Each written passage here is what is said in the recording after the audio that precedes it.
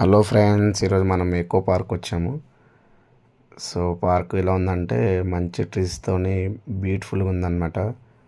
ఒక మంచి బీజం పెట్టుకొని 2 hours ఆ నేచర్తో ఎంజాయ్ చేస్తూ హ్యాపీగా నడిచేయచ్చు, అంత బాగుంది. సో మీరు కూడా ఫ్రీగా ఉంటే ఒకసారి వెళ్ళి చూడండి.